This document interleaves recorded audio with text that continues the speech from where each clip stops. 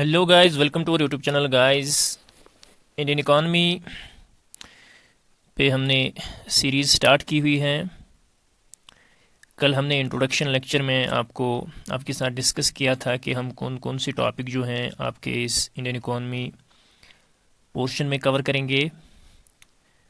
आपके पटवारी सिलेबस में जीएस के पोर्शन में इंडियन इकॉनमी का टॉपिक आता है। And this video is for all those candidates who are preparing for this post and for all the competitive exams.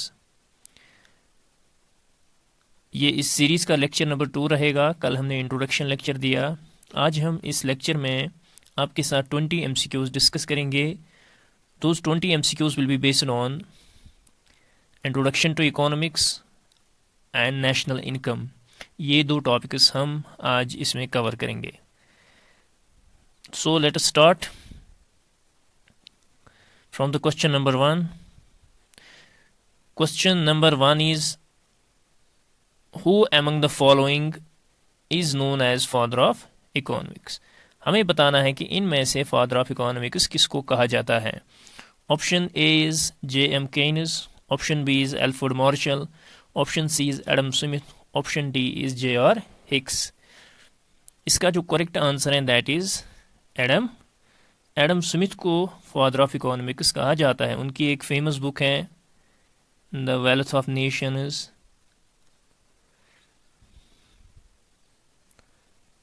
आप इसको भी याद रखिएगा, it is a famous book of Adam Smith. So इस question का जो करेक्ट आंसर है that is Adam Smith. अब J.M. Keynes जो है, इसकी भी एक बुक है that is general Theory of Employment, Interest and money. General Theory of, कभी कभी इस टाइप का भी क्वेश्चन पूछा जाता है, employment, general Theory of Employment, Interest and money. ये है J.M. Keynes की बुक। इसको आप देख रहे हो इज़ द एडम स्मिथ। उसके बाद एल्फ्रेड मार्शल हैं, उन्होंने जो कंज्यूमर सरप्लस का कंसेप्ट दिया था इकोनॉमिक्स में। और J.R. हिक्स जो है, उन्होंने उनकी दो बुक्स हैं that is value and capital and growth. Value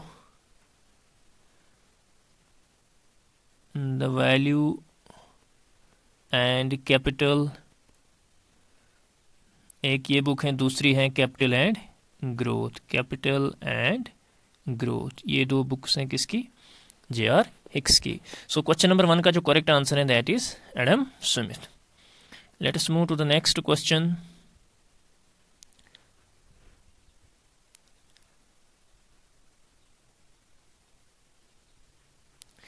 the term micro and macro economics were first used by. हमें बताना है कि जो term micro and macro economics हैं, आपको पता ही होगा जो इकोनॉमिक्स है उसको दो ब्रांचेस में डिवाइड किया गया है, एक माइक्रो और दूसरा मैक्रो। माइक्रो जो है ये इंडिविजुअल लेवल पे स्टडी करता है, यानी एक इंडिविजुअल या बिजनेसमैन की इकोनॉमी को डिस्कस करता है, उसके रिसोर्सेज, प्रोडक्शन, एक्सचेंज वगैरह को डिस्कस करता है। ऐसे ही जो मैक्रो है, macro studies it on whole.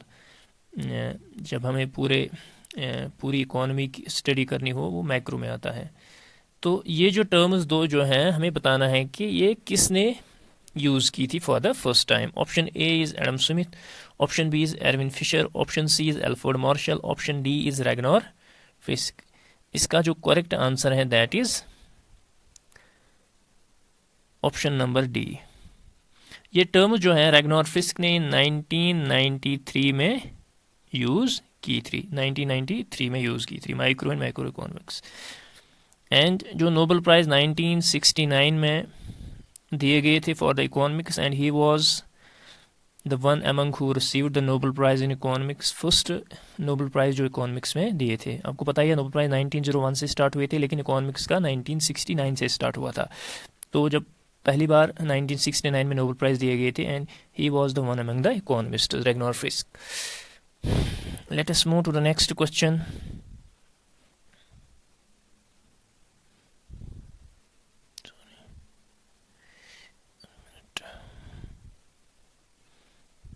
Let us move to the question number 3. Who among the following wrote the book General Theory of Employment Interest and Money. हमें बताना है कि इनमें से किस इकोनॉमिस्ट ने General Theory of Employment Interest and Money book लिखी है। Option A is A.R. Rodan, option B is martial, option C is Fisher, option D is J.M. Keynes. अभी मैंने क्वेश्चन नंबर 1 में ही आपके साथ डिस्कस किया था कि J.M. Kaynes was the economist who wrote the book General Theory of Employment Interest and money. अब ये इकोनॉमिस्ट कौन है?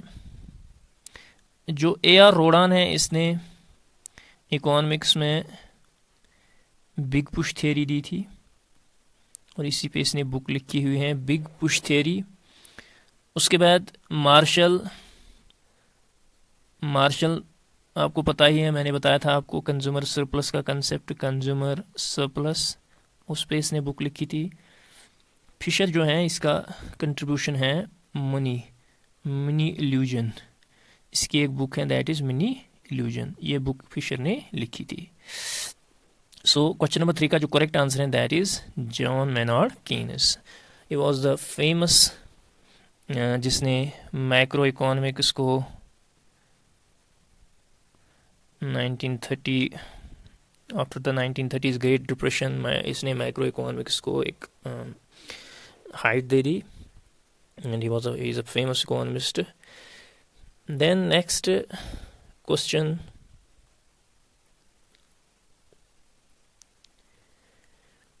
इंडियन इकोनॉमी इज, हमें बताना है कि इंडियन इकोनॉमी किस टाइप की इकोनॉमी है। Option A is command economy, option B is liberal economy, option C is mixed economy, option D is none of the above. इसका जो करेक्ट आंसर है that is mixed economy. India की जो economy है that is mixed. अब ये command economy है क्या, लिबरल है क्या, इसको हम डिस्कस करेंगे। कमांड इकोनॉमी जो है, इसमें प्रोडक्शन एंड रिसोर्स जो है कंप्लीटली गवर्नमेंट के अंडर होते हैं, जिसको हम कम्युनिस्ट या सोशलिस्ट सिस्टम बोलते हैं। इसमें जो पूरा कंट्रोल रेगुलेशन वगैरह वो गवर्नमेंट के पास होता है, यानी जो प्राइसेस वगैरह हैं वो गवर्नमेंट ही डिसाइड करता है। उसके बाद लिबरल इकोनॉमी जो है, यहाँ पे everything is left to the market, demand and supply decide करती है मार्केट प्राइस या प्रोडक्शन, कंजप्शन, ये सब चीज़ें कौन डिस्कस करता है? मार्केट ही। मार्केट में जितनी डिमांड होगी उसी हिसाब से सप्लाई होगी या उसी हिसाब से प्राइस डिटरमाइन होता है। तो ये कमांड इकोनॉमी जो होते हैं usually it has a main principal that is the welfare of the people. और लिबरल इकोनॉमी में क्या होता है, इसमें मेन मोटिव जो होता है वो होता है प्रॉफिट।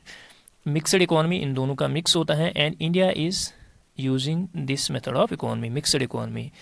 तो इसमें बेसिकली गवर्नमेंट इन्वॉल्वमेंट भी होती है, तो and something is left to the private sectors also.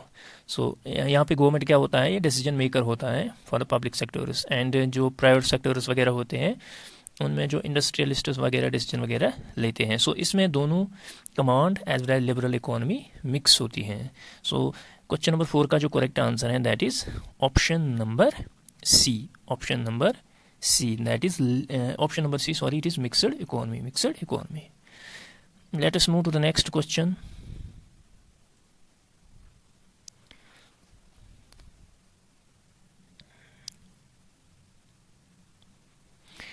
India's rank in world economy ranking 2023। हमें बताना है कि इंडिया की रैंक क्या है वर्ल्ड इकोनॉमी में as per the ranking 2023। Option A is 6th, option B is 4th, option C is 5th, option D is 7th। आपको पता ही होगा IMF एक डेटा रिलीज करता है that is world economic outlook report.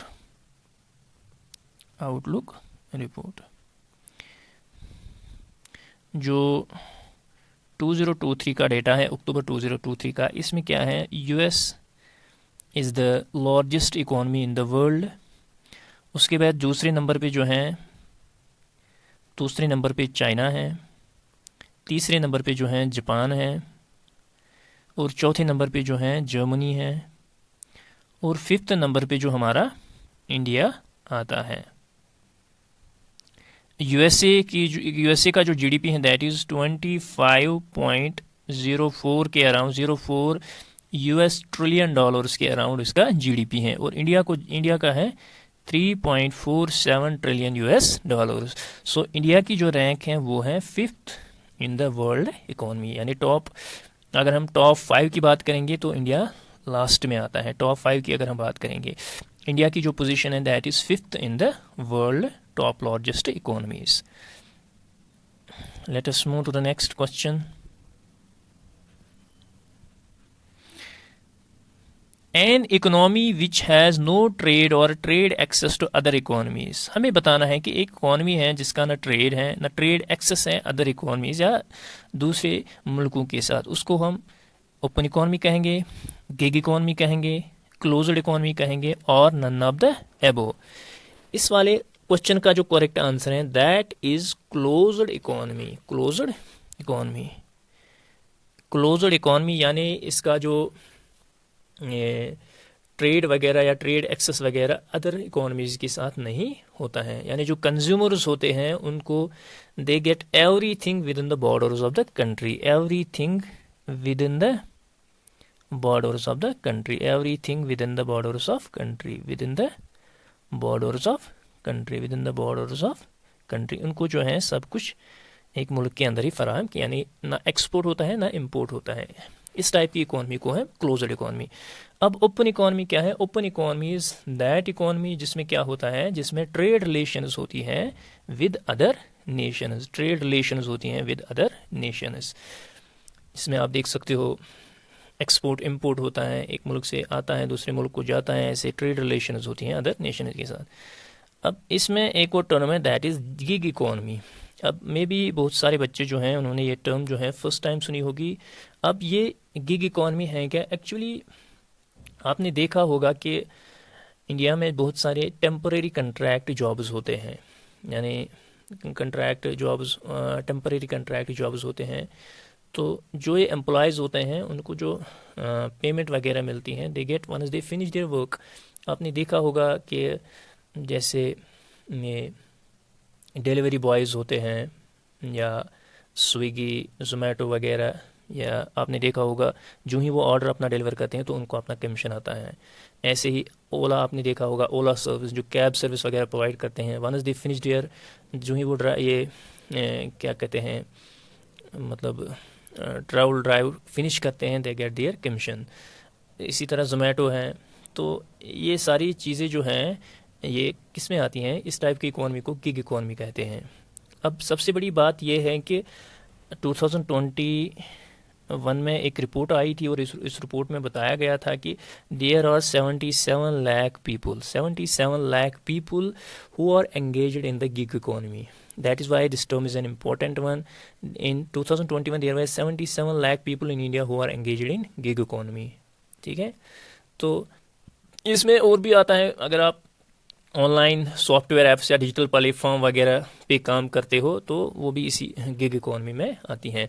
और ये एस्टिमेट बताया गया है कि बाय 2029-30 जो है 2029-30 जो है ये वर्क फोर्स जो है that will raised to 2.35 crores, 2.35 crores. So this was all about this term. So question number 6 का जो correct answer है that is closed economy. Let us move to the next question. Which among the following activity does not come under the primary sector? हमें बताना है कि इनमें से कौन सी एक्टिविटी जो है प्राइमरी सेक्टर के अंडर नहीं आती है।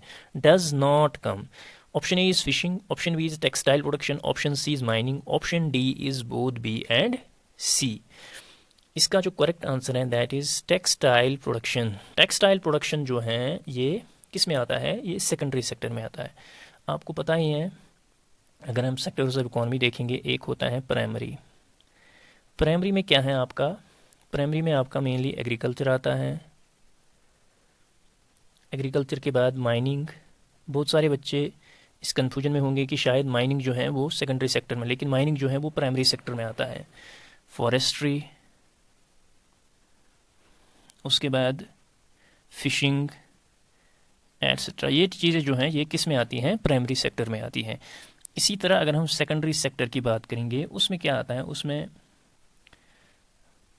जैसे आपका ऑटोमोबाइल मैन्युफैक्चरिंग है, या इंडस्ट्रियल है, टेक्सटाइल है, या शिप बिल्डिंग है, इस तरह की जो सर्विसेज हैं वो किस में आती हैं, प्रोडक्शन वगैरह ये आती हैं सेकेंडरी सेक्टर में। उसके बाद तीसरा सेक्टर जो है that is tertiary sector. Tertiary sector जो है उसमें यूजुअली सर्विसेज आती हैं, उसमें क्या आता है, services, that is a tertiary sector. Tertiary sector जो है उसको सर्विस सेक्टर भी कहा जाता है। तो उस सेक्टर से क्या होता है, ये प्राइमरी और सेकेंडरी सेक्टर के डेवलपमेंट में हेल्प मिलती है। So these are the three sectors, you must remember these. कभी कभी कभार JKSSB इस टाइप का भी क्वेश्चन पूछता है कि इनमें से कौन सा सेकेंडरी या प्राइमरी सेक्टर में आता है। सो क्वेश्चन नंबर 7 का जो करेक्ट आंसर है that is textile. Textile primary sector में नहीं आता है, ये सेकेंडरी सेक्टर में आता है।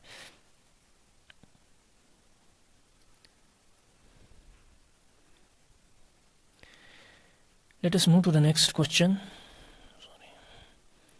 Normally the demand curve will have a dash dash shape. हमें बताना है कि एक नॉर्मली अगर हम डिमांड कर्व की शेप देखेंगे वो अपवर्ड स्लोपिंग होती हैं, डाउनवर्ड स्लोपिंग होती हैं, वर्टिकल होती हैं, D is horizontal.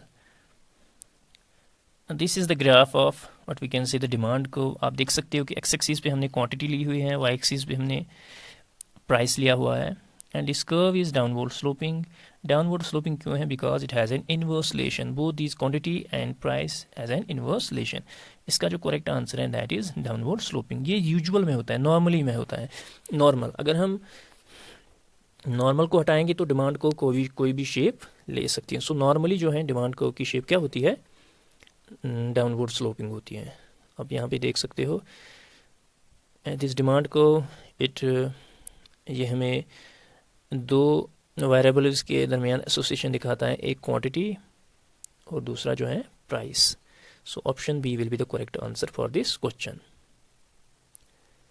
Late us move to the next question. Law of demand shows a relation between. हमें बताना है कि लॉ ऑफ डिमांड क्या शो करता है। Law of demand shows a relation between, option A is quantity demanded and quantity supplied of a commodity, option B is income and quantity demand of a commodity, option C is price and quantity of a commodity, option D is income and price of a commodity। आपको पता ही होगा law of demand जो है that is an inverse relationship between the price and the quantity demanded. Law of demand है क्या, law of demand state करता है कि there is an inverse relationship between price and quantity demanded, price and quantity demanded. यानी अगर किसी चीज़ का price बढ़ जाएगा उसकी जो क्वांटिटी डिमांड है वो कम हो जाएगी, ठीक है, या अगर किसी चीज़ का प्राइस कम हो जाएगा उसकी डिमांड जो है वो बढ़ जाएगी। अदर थिंग्स रिमेनिंग कॉन्स्टेंट, इसमें ये एक्सेप्शन है। अदर थिंग्स मतलब कि जैसे कंज्यूमर की इनकम नहीं बढ़नी चाहिए, फिर तो उसको कोई फ़र्क नहीं पड़ेगा कि प्राइस की कीमत में ये प्राइस जो है वो इंक्रीज़ होगी। ऐसे ही या आपके रिलेटिव गुड्स हैं उनकी प्राइस जो है इंक्रीज़ या डिक्रीज़ होगी, उससे भी कोई फ़र्क नहीं पड़ता है, या टेस्ट वगैरह कंज्यूमर का। सो ये चीज़ें जो है these are the exceptions for the law of demand. So question number 9 का जो करेक्ट आंसर है that is price and quantity demanded. This is the famous law of demand. Let us move to the question number 10। Which among the following commodity is inelastic. हमें बताना है कि इनमें से जो कौन सा प्रोडक्ट जो है, कौन सी कमोडिटी जो है वो इन इलास्टिक है। Option A is gold, option B is luxury cars, option C is salt, option D is अब ये इलास्टिक हैं क्या, इलास्टिक एंड इन इलास्टिक हैं क्या। इलास्टिक टर्म जो इकोनॉमिक्स में यूज़ होती है, इलास्टिक का मतलब है समथिंग विच चेंजेस। आपने देखा होगा नॉर्मली अगर हम इलास्टिक की रियल मीनिंग देखेंगे, एक टाइप का वो नायलॉन होता है जिसको हम छोटा बड़ा भी कर सकते हैं, यानी समथिंग विच चेंजेस। सो अब यहाँ पे क्या होता है, इलास्टिक का मतलब होता है फॉर एग्जांपल अगर हम प्राइस इंक्रीज़ या डिक्रीज़ करेंगे, अगर क्वांटिटी डिमांडेड चेंज हो गई, इंक्रीज़ या डिक्रीज़ हो गई, उसका मतलब है उस प्रोडक्ट में क्या है, इलास्टिसिटी है, यानी वो चेंज लाता है अपने में। इसी तरह अगर हम इसका अपोजिट जो है that is in elastic. In elastic का मतलब है चाहे प्राइस ऊपर नीचे हो जाए डिमांड चेंज नहीं होती है, डिमांड पे कोई असर नहीं पड़ता है। सो इलास्टिक का मतलब है अगर प्राइस इंक्रीज़ या डिक्रीज़ हो जाए डिमांड में चेंज आ जाएगी। इन इलास्टिक का मतलब है प्राइस ऊपर नीचे हो जाए, डिमांड में कोई चेंज नहीं आती है। अब हमें बताना है कि इनमें से कौन सा प्रोडक्ट जो है इनइलास्टिक है। अब इनइलास्टिक का क्या मतलब है यहाँ पे? इनइलास्टिक का मतलब है कि प्राइस ऊपर नीचे हो रही है लेकिन डिमांड पे कोई असर नहीं पड़ रहा है, whether it is gold, whether it is luxury cars, whether it is salt और नन ऑफ द एबो। इसका जो करेक्ट आंसर है that is option number C. Salt जो है ये इनइलास्टिक हैं, चाहे साल्ट का प्राइस ऊपर नीचे हो जाए, आपको साल्ट कंज्यूम करना ही करना है, खरीदना ही खरीदना है, इसकी डिमांड पे कोई असर नहीं पड़ने वाला। ठीक है, गोल्ड पे पड़ेगा, लक्जरी कार्स पे पड़ेगा। हो सकता है गोल्ड का प्राइस डिक्रीज हो जाए, लोग गोल्ड खरीदना शुरू करे, या लक्जरी कार्स का प्राइस अगर नीचे आ जाए, people will start buying cars. So these two goods are elastic, these are elastic and salt is an inelastic. या अगर आप एसेंशियल ड्रग्स जो हैं, फॉर एग्जांपल जो लाइफ के लिए ज़रूरी हैं, this is also an example of what? Inelastic, यानी इनकी डिमांड पे कोई असर नहीं पड़ता है। So this was the elastic and the inelastic. Hope आपको समझ आया होगा। Let us move to the next question. Which of the following is the determinant of demand? हमें बताना है कि इनमें से कौन सा डिमांड का डिटरमिनेंट है। Option A is price, option B is price of related goods, option C is income, option D is all of the above. अभी मैंने आपको लॉ ऑफ डिमांड स्टेट किया कि लॉ ऑफ डिमांड क्या बोलता है कि there is an inverse relationship between price and quantity demanded with some factors remaining constant. ये सारे वही फैक्टर्स हैं जैसे price of commodity, price of related goods, income, all of the above. ये चीज़ें जो हैं ये भी डिमांड पे असर डालती हैं। जैसे प्राइस ऑफ रिलेटेड गुड्स, इसमें फॉर एग्जांपल एक कंप्लीमेंट्री गुड्स होते हैं, एक सब्स्टिट्यूट गुड्स होते हैं, सब्स्टिट्यूट गुड्स होते हैं।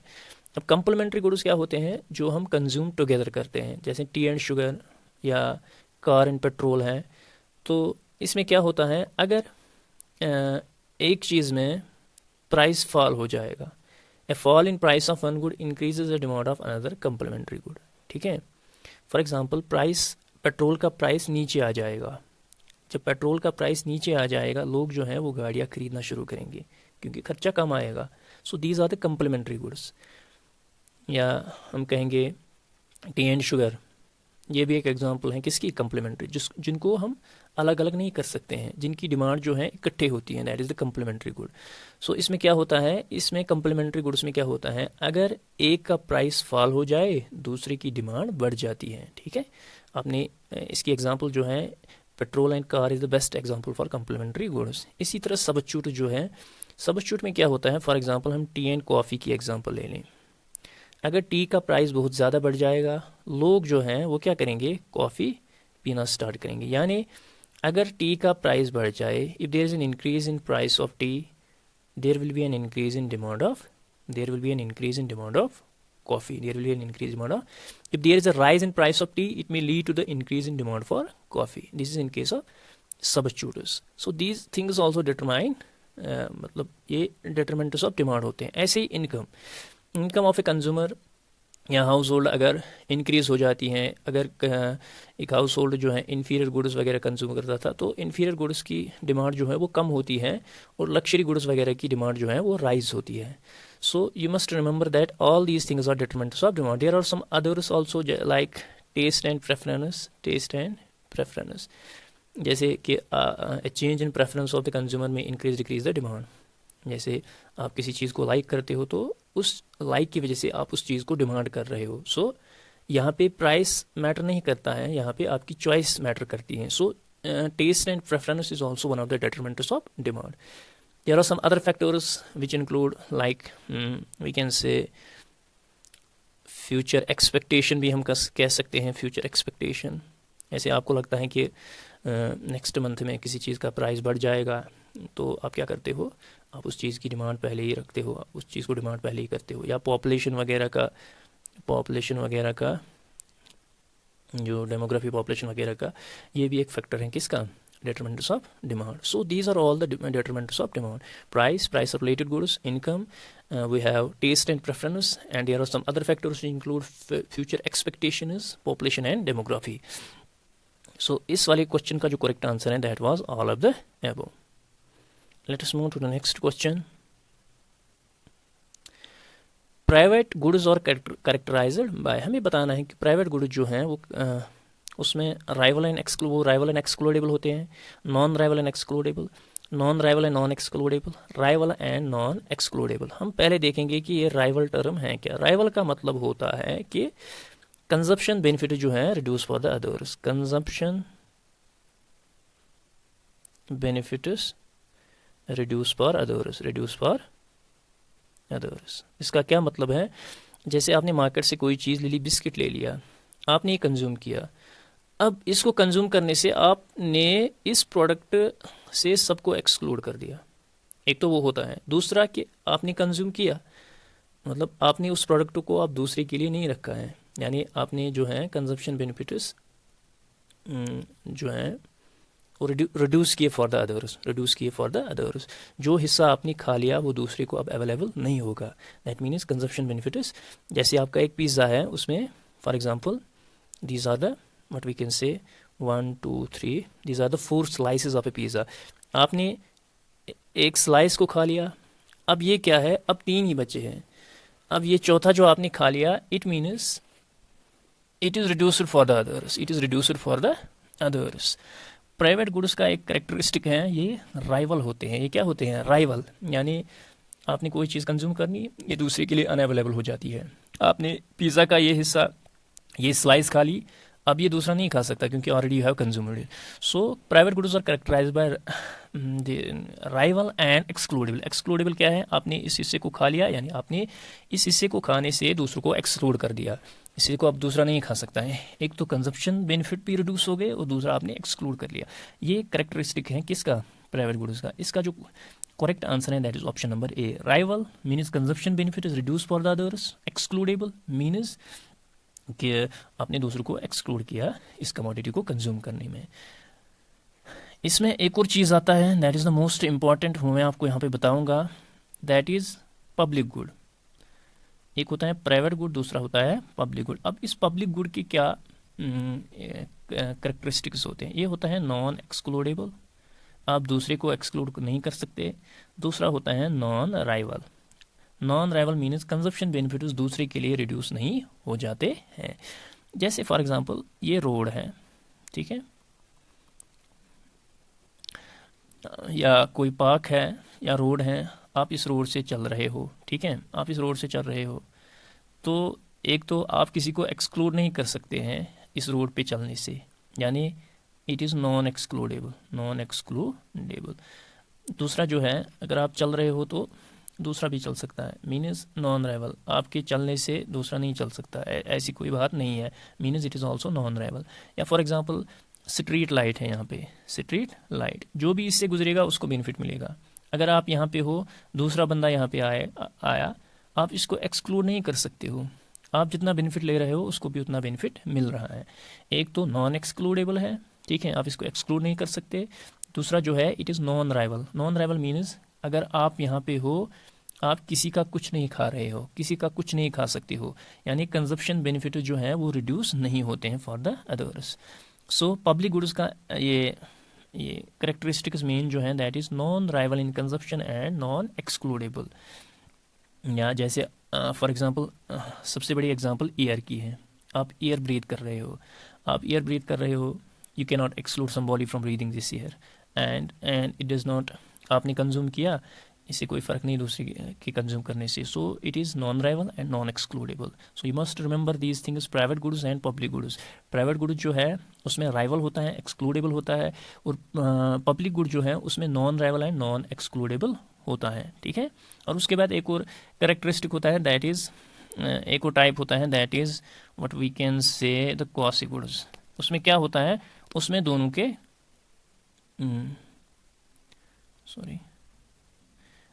उसमें प्राइवेट और पब्लिक गुड्स दोनों के करेक्टरिस्टिक्स होते हैं, ठीक है. इंक्लूड जैसे फॉर एग्जांपल टनल हैं या ब्रिजेस हैं, ये छोटा सा ब्रिज है, इसमें जो क्या है, इसमें ये पार्शियली राइवली होती हैं और पार्शियली क्या होता है, रिजेक्टेबिलिटी इसमें होती है, ठीक है, या पार्शियल एक्सक्लूडेबिलिटी होती है इसमें। मतलब अगर आप यहाँ पे आ गए, ठीक है, तो ये जगह आपने ले ली यहाँ पे ब्रिज पे, तो उस जगह पे और कोई नहीं आ सकता, ठीक है, या व्हाट वी कैन से, लेकिन आप एक्सक्लूड किसी को नहीं कर सकते हो आने में। So it has characteristics of both public and private goods, it is known as the quasi public goods. So these were some types of goods based on excludability and rivalness in consumption. Let us move to the next question. This question is based on the national income. Which among the following is the method of measuring national income? हमें बताना है कि इनमें से कौन सा method जो है यूज़ किया जाता है for the measurement of national income. Option A is production method, option B is income method, option C is expenditure method, option D is all of the above. इसका जो करेक्ट आंसर है that is all of the above. All these methods are used for measurement of national income. Option number D will be the correct answer. अब ये production method क्या होता है, इसमें क्या होता है, इसमें इसको वैल्यू एडिड मेथड भी बोला जाता है, वैल्यू एडिड मेथड भी बोला जाता है। इसमें जो है वैल्यू एडिशन किया जाता है, यानी नेशनल इनकम जो है, national income is the sum of value addition of all producing units by the factors of production in the country in financial year. So this is the production method. उसके बाद income method है। Income method क्या है, इसमें जो है rent, wages, what we can say interest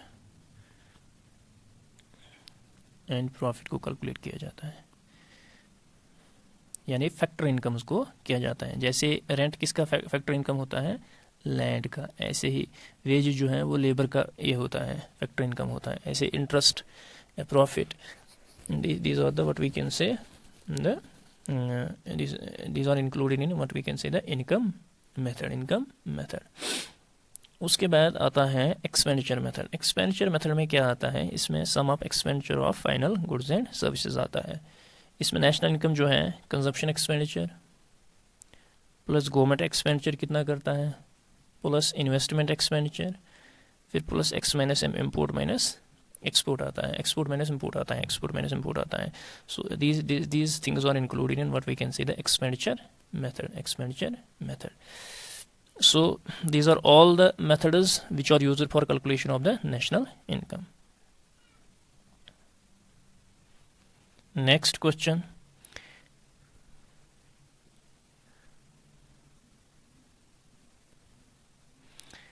It is the market value, money value of all goods and services produced within the country. हमें बताना है कि इनमें से कौन सा जो है मार्केट वैल्यू है या मनी वैल्यू है all goods and services produced within the country. Option A is real GDP, option B is nominal GDP, option C is per capita income, option D is none of the above.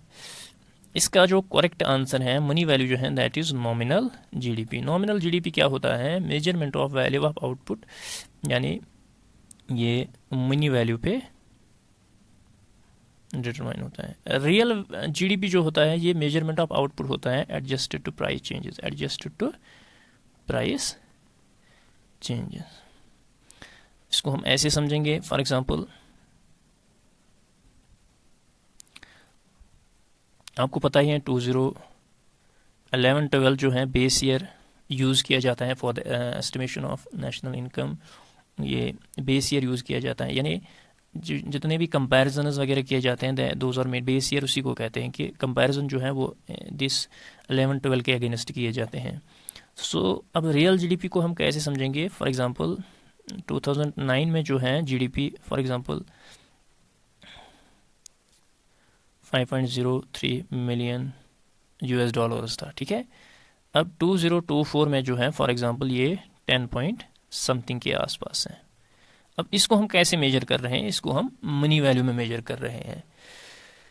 लेकिन with this time being 2009 से लेकर 2024 there has been a lot of increase in price increment हुआ है, there has been the inflation in the economy. So अब जब हम उस inflation को एडजस्ट करेंगे, ठीक है, इन्फ्लेशन को एडजस्ट करेंगे, उसको रियल जीडीपी बोलते हैं। उसको क्या बोलते हैं, रियल जीडीपी।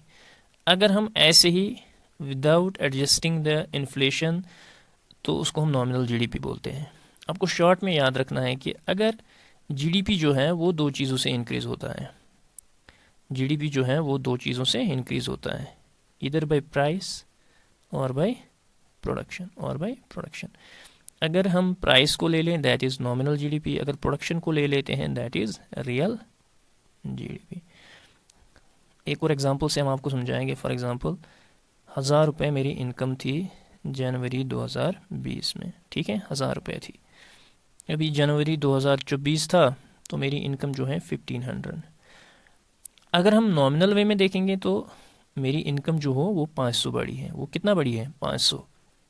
इसको हम नॉमिनल लेंगे, इसको बोलेंगे नॉमिनल जीडीपी, ठीक है। एक कंट्री ने 1000 से 1500 तक ग्रो किया, लेकिन अब जनवरी 2020 से लेकर जनवरी 2024 तक इस 1000 का जो रियल वैल्यू है वो 1500 भी नीचे आता है। इस 1000 में आपका गुजारा होता था, आज इस 1500 में आपका गुजारा नहीं होता है। क्यों? क्योंकि इन्फ्लेशन जो है वो बहुत ज़्यादा बढ़ चुकी है। जो चीज़ आपको 2020 में 100 रुपये की मिलती थी वही चीज़ आपको 200 में मिलती है या 150 में मिलती है।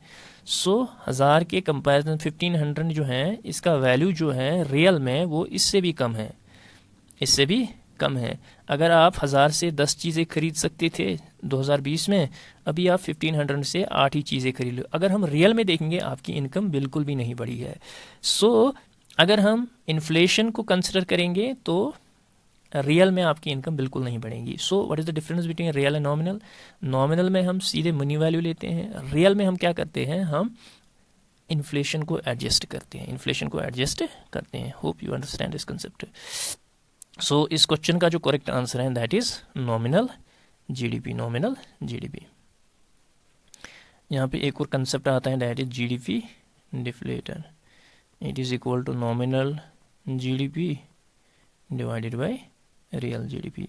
अब ये जीडीपी डिफ्लेटर है क्या? ये हमें बताता है कि जीडीपी कितना इंक्रीज हुआ है बाय नॉमिनल और रियल जीडीपी, यानी प्राइस से कितना बढ़ा है, प्रोडक्शन से कितना बढ़ा है। GDP deflator is equal to nominal GDP divided by real GDP. You must remember this. और इस चीज़ को आप याद रखना, यहाँ पे बेस ईयर 2011-12 जो है that is the base year for your economy. Let us move to the next question. It is the measure of amount of money that is being earned per person in an area. हमें बताना है कि measure of amount of money that is being earned per person in a certain area. For example, certain area. Option A is gross domestic product, option B is per capita income, option C is disposable income, option D is none of the above. इसका जो correct answer है that is per capita income. Per capita income जो है that is actually equal to national income divided by population of the country. यानी ये हमें बताता है कि पर पर्सन कितना अर्न होता है इन ए सर्टेन एरिया, यानी पर पर्सन कितना कमाता है, that is actually the per capita income. Per capita income is equal to national income divided by population of the country. अब ये ग्रॉस डोमेस्टिक प्रोडक्ट क्या है? It is actually the monetary value of all final goods and services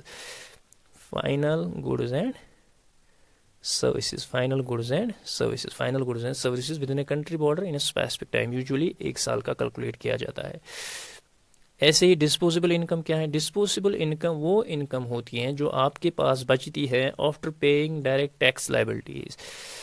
आपने 50,000 या 60,000 receive किए salary, उसमें से आपका 10,000 डिडक्ट हो गया एज डायरेक्ट टैक्स लायबिलिटी, तो आपका 40,000 बन गया क्या? Disposable income. Disposable income is actually equal to personal income minus direct taxes. Disposable income is equal to personal income minus direct taxes. Question number 15 का जो करेक्ट आंसर है that is option number B, that is the per capita income. Let us move to the next question.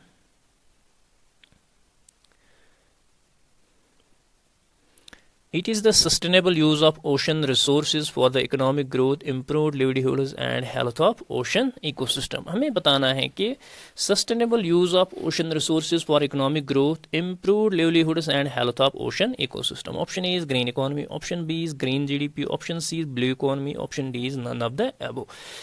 Green economy जो है ये actually this type of economy जो है वो deal करती है एनवायरमेंटल रिस्क्स या इकोलॉजिकल इम्बैलेंसेस वगैरह जो होती हैं, इकोलॉजिकल इम्बैलेंसेस वगैरह जो होती हैं, ये in the what we can say with the aims for sustainable development without degrading the economy. यानी आप इकोनॉमी ग्रो कर रहे हो लेकिन with considering the environmental risks and ecological balances, यानी इसमें सस्टेनेबल डेवलपमेंट का कंसेप्ट होता है। यानी हम ग्रोथ करेंगे without degrading the environment, without degrading the environment, हम ग्रोथ करेंगे विदाउट डिग्रेडिंग द एनवायरमेंट। उसके बाद ग्रीन जीडीपी जो है ये actually it is the calculation of net natural consumption, that is resources depleting environmental degradation, protective and restorative environmental initiatives. यानी resource जो है वो डिप्लीट करते हैं किनको, एनवायरमेंटल डिग्रेडेशन को, ये होता है ग्रीन जीडीपी। उसके बाद ब्लू इकोनॉमी होती है, यही होती है use of ocean resources for economic growth. इसका जो करेक्ट आंसर है that is option number C. So question number 16 का जो करेक्ट आंसर है that is option number C, that is blue economy. Next question,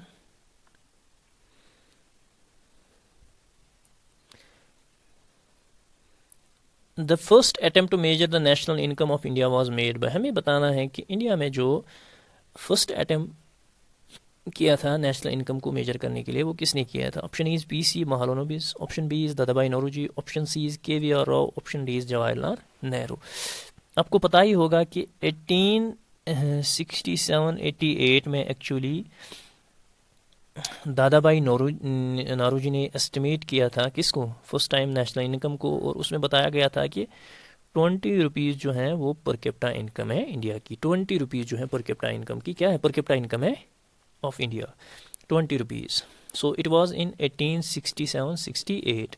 इस टाइम पे दादाभाई नौरोजी ने क्या किया था, it was the first attempt to calculate the national income in India.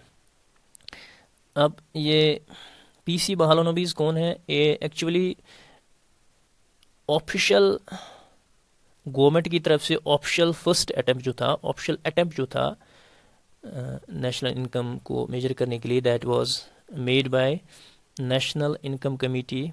National income committee जो है 1949 में बिठाई गई थी under the Mahalanobis. It was the first official attempt, लेकिन फर्स्ट अटेम्प्ट जो है वो दादाभाई नौरोजी का था। ऑफिशियली जो है वो था किसका, पीसी महालनोबिस का। अब ये केवीआर राव कौन है, इसने जो है इसने एक्चुअली फर्स्ट साइंटिफिक मेथड दिया था for the calculation of national income in 1931-32, लेकिन but it was not considered satisfactory. उसने मेथड दिया था लेकिन दैट वाज नॉट सेटिस्फैक्ट्री।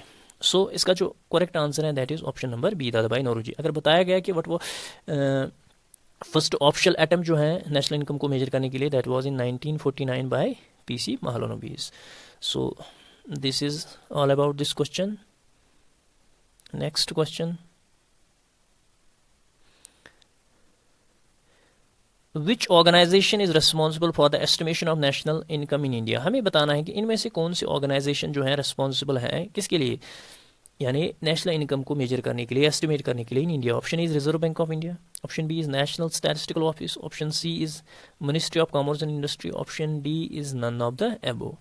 इसका जो करेक्ट आंसर है that is National Statistical Office under Ministry of Statistics and under Ministry of statistics and program implementation जो है responsible है for the estimation and publication of national income. So option number B will be the correct answer.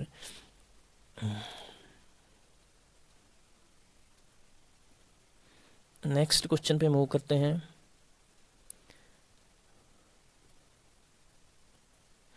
What is the use of Guinea coefficient. हमें बताना है कि गिनी coefficient का use क्या है। Option A is to measure the difference between loss and profit, option B is to measure the inequality of income, option C is for measuring the income distribution, option D is for measuring the equality of income. इसका जो correct answer है that is option number B. जो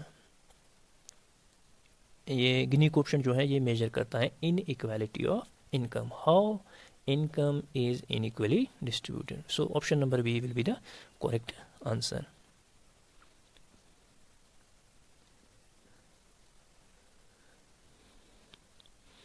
Let us move to the last question of this video, that is question number 20. Question is, who among the following coined the term middle income trap? हमें बताना है कि इनमें से कौन सा जो इकोनॉमिस्ट हैं जिसने मिडल इनकम ट्रैप को कॉइन किया. Option number A is Indermit Gill and Homi Kharas. Option B is James Keynes. Option C is Claudine Goldin. Option D is John Nash. आपको पता ही होगा कि 2006 में इंद्रमीत गिल एंड होमी खरास ने जो है at the World Bank middle income trap जो है इस टर्म को डिस्कस किया while they were working on growth strategies for Asian economies. Indermeet Gill जो है he is the chief economist of world bank. इसने जो है 2006 में एट द वर्ल्ड बैंक उसने ये टर्म क्वाइन की, middle income trap, while they were working on growth strategies for east Asian economies. तो ये टर्म है क्या? एक्चुअली इस टर्म के रिगार्डिंग बताया गया है कि जो लो इनकम कंट्रीज़ होती हैं, लो इनकम कंट्रीज़ जो होती हैं उनके पास क्या होता है? चीप लेबर होता है and they have access to readymade technology. उनको खुद कुछ नहीं बनाना पड़ता है, वो रेडीमेड ही लाते हैं, जिससे क्या होता है वो ग्रो करते हैं very fast up to some extent. And they grow fast and start becoming wealthier. लेकिन they reach middle income status. जो ही वो middle income status पे पहुंचते हैं उनको क्या होता है? They tend to slow down as they lose some of their advantages. उनको क्या होता है? Because they don't have their own technology या innovation, वो dependent होते हैं दूसरों की टेक्नोलॉजी पे, तो क्या होता है? They start slowing down. So the countries attain the status of low productivity and rooted inequality. So this is the term that is related to Indrameet Gill and Homi Khara's, that is the middle income trap. There are some countries who have been facing this trap. You must remember Mexico and Brazil were among the countries. Mexico and Brazil, these were the two countries. These are the classical examples of such countries who faced the middle income trap. So this was all about this video. For more content, please subscribe to our YouTube channel. इस video में हमने 20 MCQs discuss किए. I hope you like our content. मिलते हैं next video में. Till then bye bye.